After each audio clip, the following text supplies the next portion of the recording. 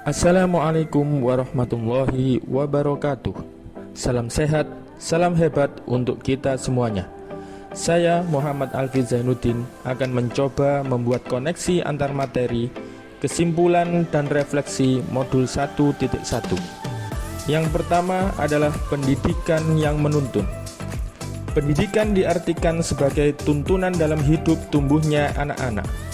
Maksudnya di sini menuntun segala kodrat yang ada pada anak-anak agar mereka dapat mencapai keselamatan dan kebahagiaan yang setinggi-tingginya, baik sebagai manusia maupun sebagai anggota masyarakat.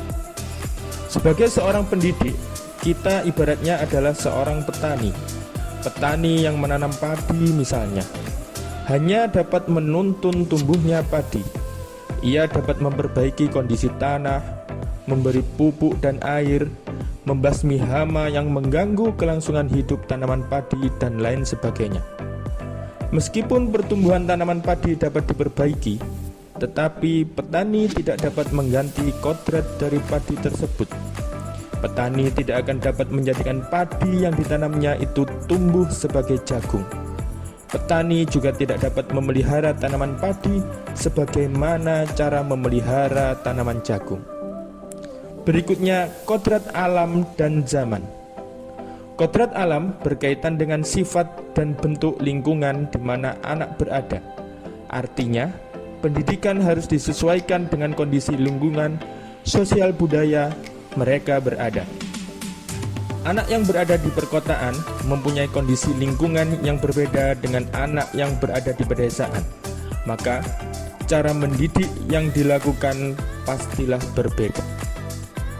Kodrat zaman berkaitan dengan isi dan irama.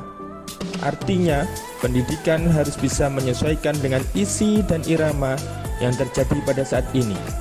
Irama perkembangan teknologi pada saat ini sudah semakin pesat daripada 5 bahkan 10 tahun yang lalu. Kita sekarang mengenal adanya TikTok, WhatsApp, yang 10 tahun yang lalu ini belum terpikirkan oleh kita. Selanjutnya, anak bukanlah tabula rasa. Anak bukanlah kertas kosong, melainkan kertas yang sudah terisi namun tulisannya masih samar-samar.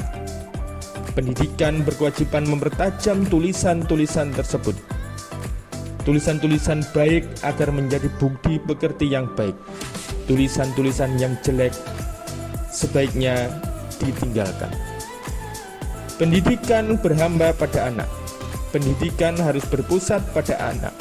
Pendidikan harus menekankan pada minat dan kebutuhan belajar anak. Demikian kesimpulan dan refleksi dari pembelajaran modul 1.1. Selanjutnya, apa yang Anda percaya tentang murid dan pembelajaran di kelas sebelum Anda mempelajari modul 1.1? Sebelum saya mempelajari modul 1.1, saya beranggapan bahwa pembelajaran itu berpusat pada guru. Pembelajaran dikatakan berhasil jika seluruh siswa mampu mencapai kriteria yang sudah ditentukan dalam KKM. Murid yang pandai adalah murid yang memiliki nilai bagus di semua pelajaran. Begitupun sebaliknya. Apa yang berubah dari pemikiran atau perilaku Anda setelah mempelajari modul ini?